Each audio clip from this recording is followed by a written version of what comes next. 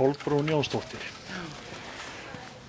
Kolla, hvernig leggst sumarið 2012 í því ef við horfum á stelpurnar okkar í Þór Káa?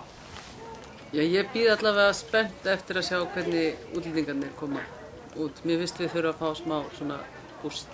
Mér finnst ekki alveg hafa gengið nógu vel svona með vorum.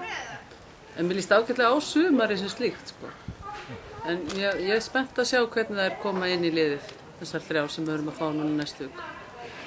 Hvernig sem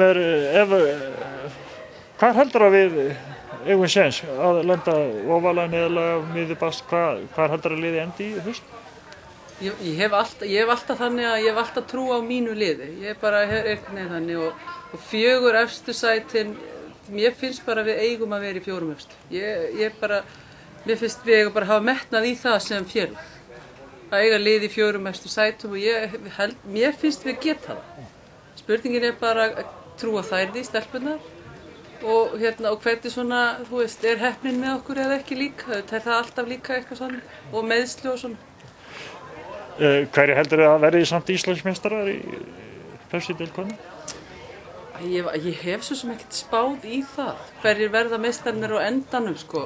Mér finnst lið, það eru 4 mjög jöfn lið og eiga svo sem alveg jafn sama sénsinn í titilinn, sko. En ég hef ekkert hugsað þannig ennþá, sko. Sem er eitthvað lið sem sýnist að eftir að koma á óvart sumar? Ég hef ekkert séð liðið, þannig að það er kannski, það er líka það sem að kannski, ég hef ekkert séð þau spila öll eða bara mjög fá núna í vorleikjunum, ég hef ekkert séð bara neitt nema leikjana heima. Þannig að mér finnst ég ekkert heldur kannski geta sagt það því ég hef ekkert séð nema brota leikjunum. Þannig að ég er ekkert að sjá neitt koma sérlega óvart þar. En þú er bjartsýn fyrir sumarið? Já, ég bara er alltaf þannig, ég held alltaf að Þór vinni og Þór Káa vinni og landsliðið og ég held alltaf að mitt lið vinni. Ég fer alltaf á völlin með það í huga að ég sé að fara að horfa á sigurleik. Hvað er það strákarnir endi í sumar? Þeir verða á toppnum, það er bara kemur ekkert annað til greina. Það er ekkert, Þór er félag sem á að hafa metnað fyrir það að vera alltaf í efstu. Og það er bara, við eigum bara að hugsa þannig öll sem félag.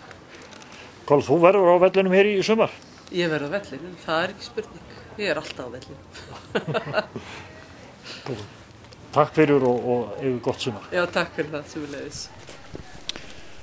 Hlynur Birgisson, ofta nefndur kóngurinn. Hvernig leggst sumarið 2012 í því ef við horfum á fyrstu deild karla?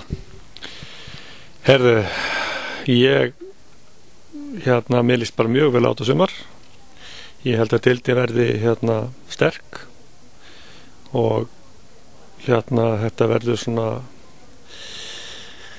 já, hvað ég að segja, þetta er það eru mörg góð lið, óvinni mörg finnst mér núna. Þannig að ég á vona á jöfnu og góðri fyrstild. Heldur að strákarnir okkar eigi eftir að vera í toppnum? Alveg klárlega. Ég er búinn að sjá núna flesta leiki það núna og þeir koma virkilega sterkir.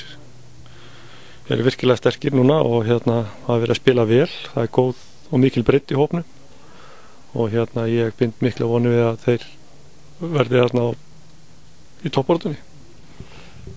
Hverjir fleiri verða með okkur uppi?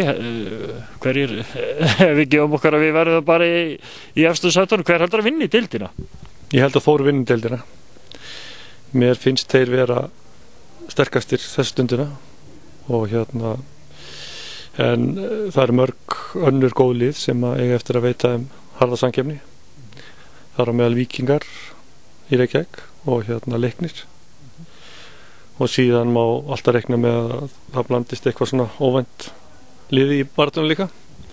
Verður það kannski eitthvað lið sem kemur svona vel og óvart? Hverjir heldur það geti orðið?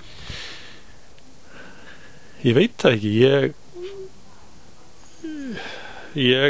Mér finnst Káa-liðið vera á góðu róli og þeir gætu blanda sér í þessa baráttu.